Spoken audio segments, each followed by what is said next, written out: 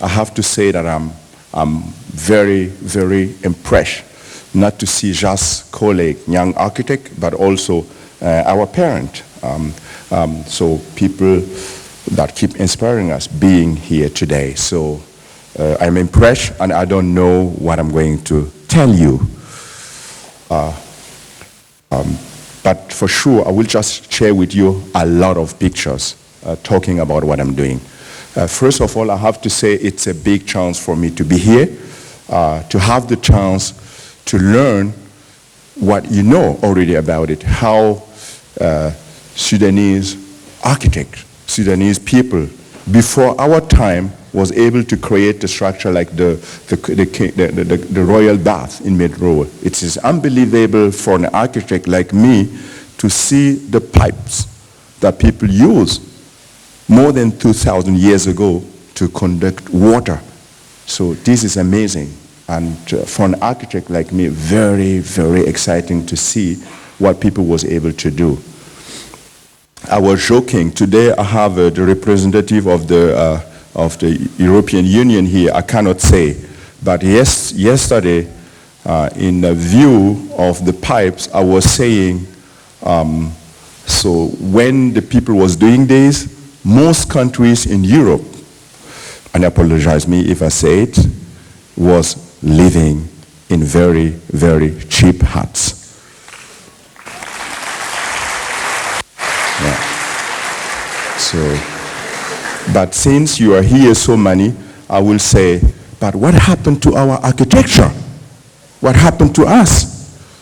So why we need to learn from these people in Europe? So, I think I love this picture.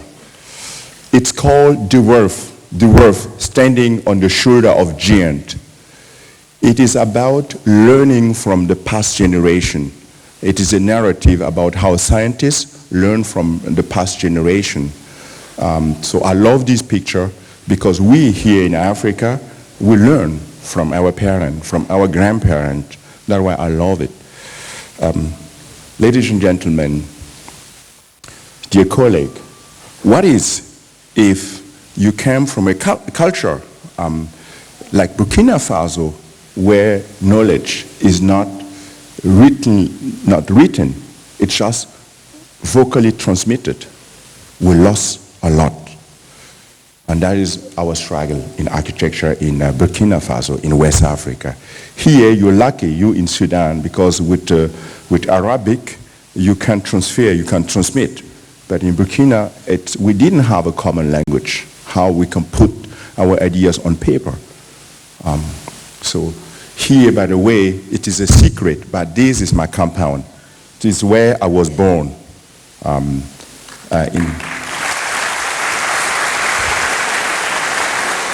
A couple of years ago. So, and this is Ouagadougou.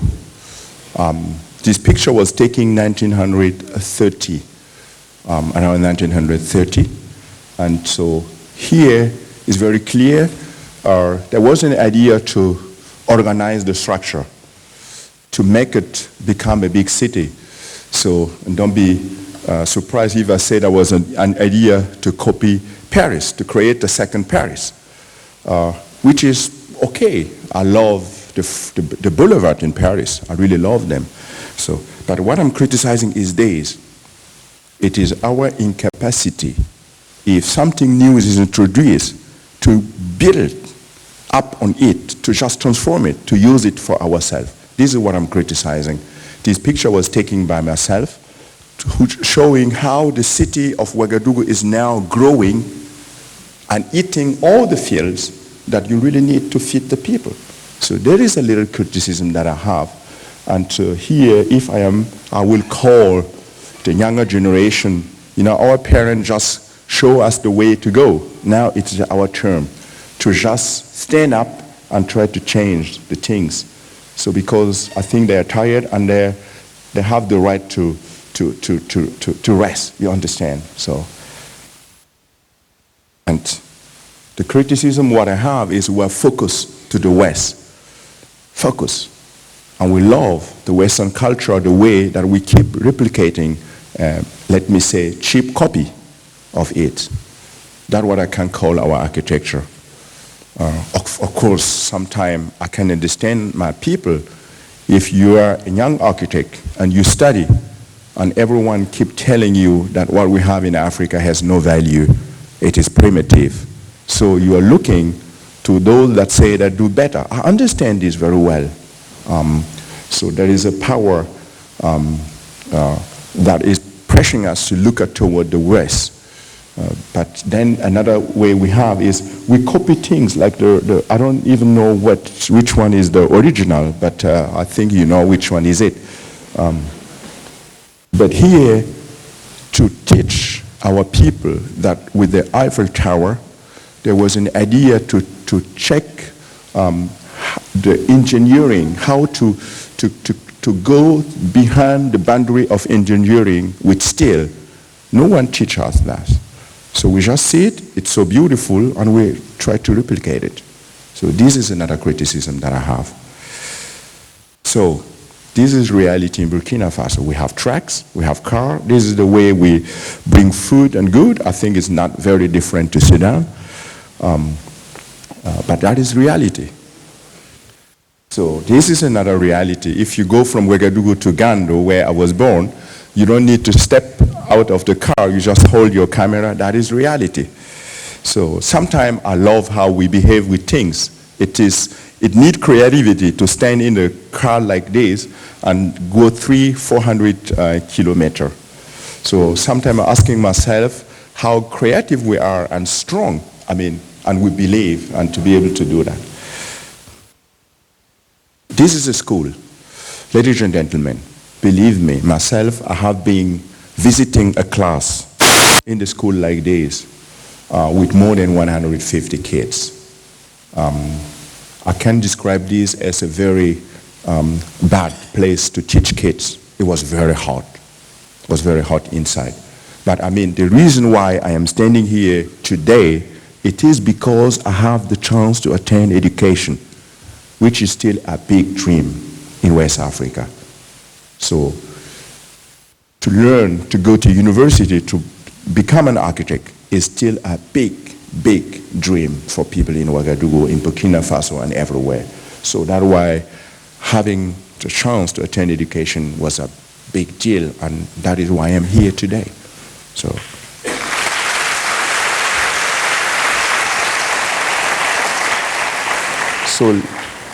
let me tell you that I am a privileged person, like all of you here. And the question is, what do you do with this privilege? If you come from a little village like I was born and then came, I finished the first level. We call it, today we have a bachelor and master. It was like a bachelor degree. I told to my colleague that, I know how to build. I will go back to Gando and build. No one trusted me. I said, yes, I know. So I stopped to study, to travel around Germany and check how these people was able to build before the industrial time. It was important for me to know how they was mixing the clay. And believe me, if I had the chance, I would have visited the Royal Bath to know how they did it before. Now I'm lucky to be involved in that. So I traveled around Germany, and I was also checking how can I use elements that we have in our culture. That is a picture about how people come together to fix a mosque. So this example is from Timbuktu, but it could be everywhere in Burkina Faso where you have mosques.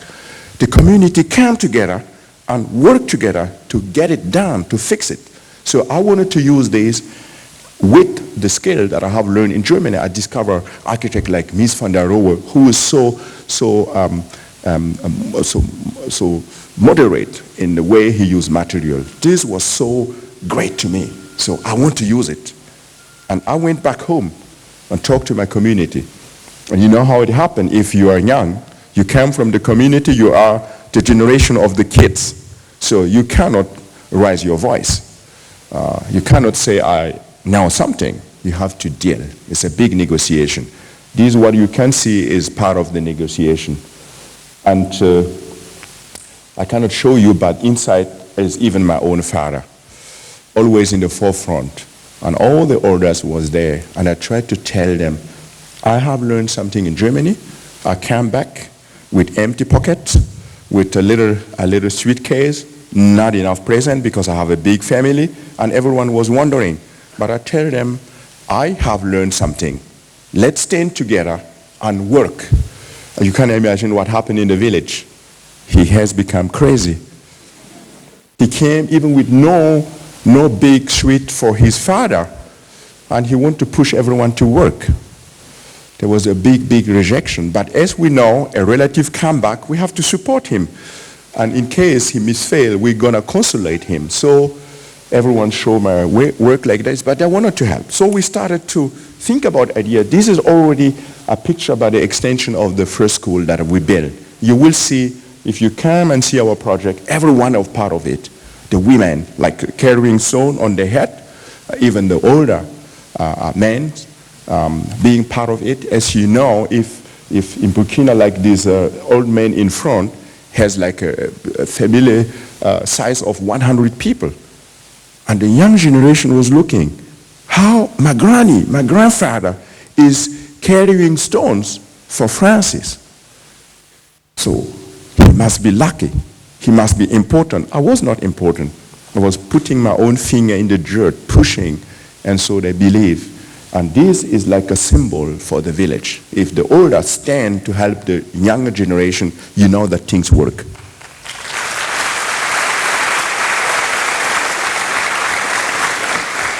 So we put it together, and believe me, I built this school with the community as a student. I didn't have a degree. I just went back with a big heart for the community and then a little knowledge, and we built it. And what we have changed, we introduced a ceiling. So as you can see, made out of clay. And you can see the past and the present.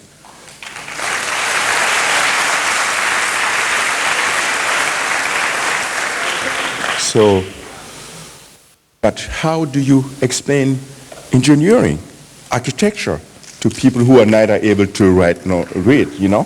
So we do all of the time simple section, and you will see me putting a little piece of paper where I put the number of layers in French.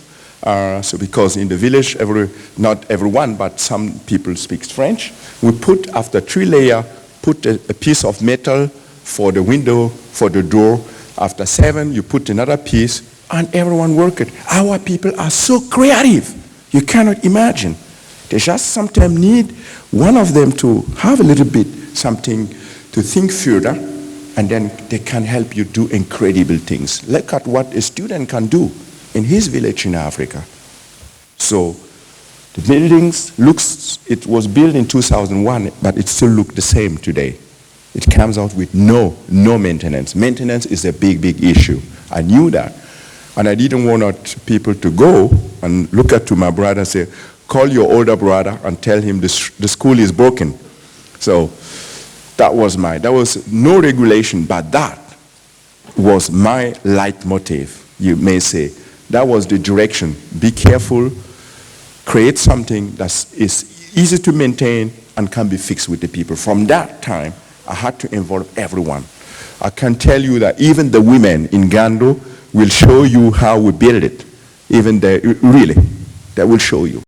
Why should I tell you? I admire what he's doing, and I'm learning that he's doing Mocap. And Ranjo told me, Francis, it is important to do big Mocap, to understand the project ourselves, and to be able to explain it to our client. That's why we make big models. Since I saw that he's doing model, believe me, I will kill everyone to help me build Mocap, because it's a piece of reality.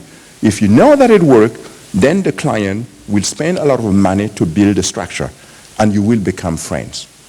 I hope we will become friends with the NCAM, so the National Committee for Antiquity, and then the DIE. So we're going to work closely together. Okay, about the test. We built a big vault. First, we put sandbags. You could really see what it is. And sometimes they're not convinced. But then you will see me jumping. I am the guy, the middle one with the cape, you know, with the hat. So I will jump really on the top of the building, and then, so some of my brothers and team members will join me. They don't trust it very clearly, but because I'm at the top, everyone come, and the village looks, it works. And if it works, it's great. We can build. That is how I really use techniques to convince or to teach people to believe in engineering, in techniques. And then we go over to build. That is already the extension building. We're building a huge vault. It is 840 meters, very huge, and double layer, very complicated, with people that are trained myself. So, and here I was still student. So, and very quick, I'll show you very quick the result. So what it is and the color. So, you know, we learn at school, we learn how to deal with colors. But in my case, living in Germany, sometimes I'm not patient. I have to leave. And I start to talk about the color. But since I'm getting everyone involved, so you will not wonder to see that half of the village start to talk about color, which is not easy. Everyone wants to put his part. So what I do, I just put piece of fabric and say, it is the direction, and I leave. I came sometime, I will see the building full of color, and sometimes it's not good. What I do, I start to complain because it's not fitting well. But before I start to complain, you will see many people, even older people, come to tell me, Francis, it is me that fight for this color. I knew you will love it. So I love it. It is their work, you know. They really love the building and adapt it. So it's like done by everyone. So they care for the building also. Yeah. So you will see the structure like this, using mud bricks, stabilized mud brick to do it. And the kids, I mean, no way to tell you that I love it. It doesn't take more than 2 years, and then in this little school, the student has become the best, first in the region, and then in the middle of time, like in the countrywide, there was one of the best schools. And I was saying, oh, wow, let's keep building. And so we keep building. So this is the school. So I can't tell you that it is so cool sometimes that even the donkey even loves to be there because it's cool. They love it. So, and here I was thinking in mirror, I didn't tell to Dr. Onash and his partner. When I was going, I saw so many donkeys, I will say, oh my goodness, maybe they will join us at the Mirror Royal Bath and enjoy the building. You cannot talk about it. So, then we was very successful, I have to say, in the village with the project. Then people start to ask for us to join them and do their project. I signed the contract for this. This is a high school building, even not having my degree.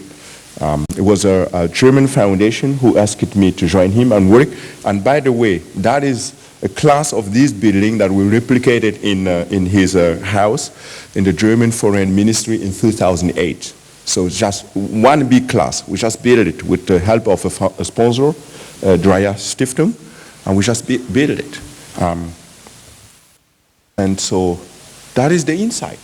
You put opening in the ceiling, and you know if you do a section of temperature, so the lower it's cold because the cold air is heavy.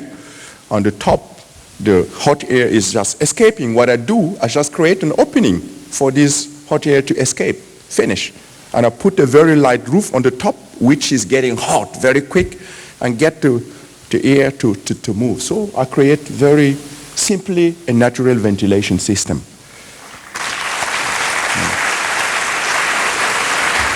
So here was meant to be even the board, you have light from the top, so you could very easily see. It was kids sitting, but this morning I have to move, and I lost the picture. I don't know where it has been. And I said, okay, keep it. There must be a reason why I do a repetition. So you would have seen young girls, like Burkina is a multiple cultural country. You see young girls with young boys sitting together, some with a scarf, very concentrated learning. And if you see this picture, your heart moves.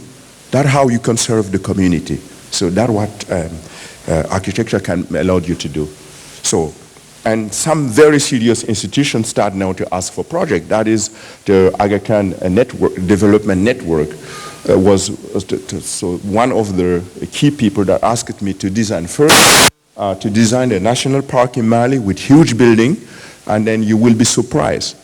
Because at the beginning people were saying, okay, he was able to do in his own village, would he be able to do it somewhere else? And in Mali, the capital city is Bamako, I created a huge park because the Aga Khan wanted to learn from the way how I get people to be part of the process.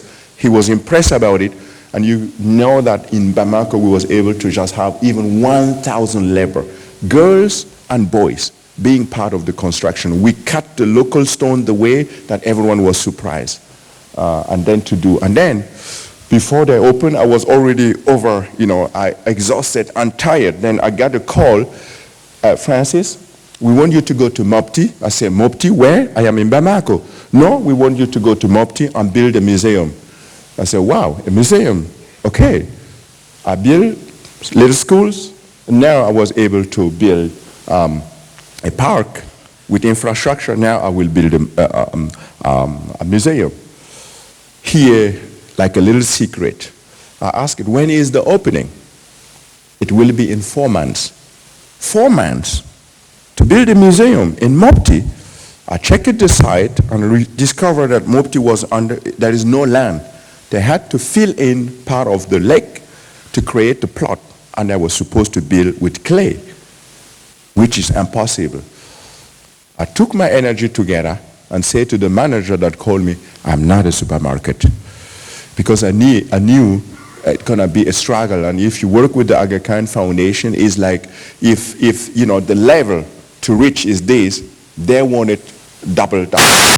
So they don't give up. You have to deal with the community. And there was a mosque who was older than 700 years.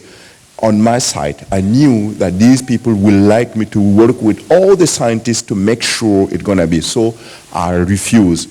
But at the end, you understand, if they start to convince you, we're gonna help you and what they're doing. So we did it. We did it in less than 4 months. And that was one of the buildings that was opened by the anniversary, Independence of Mali, the 50 years anniversary. And it is a museum for clay buildings.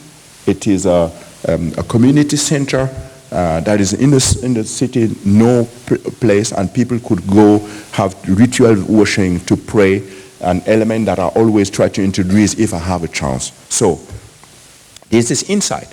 What is the innovation in this building? Mali is almost a desert. It's totally a desert. But as you know, in the mosque, you need a heavy roof. What they do is to keep cutting the few trees to create the ceiling.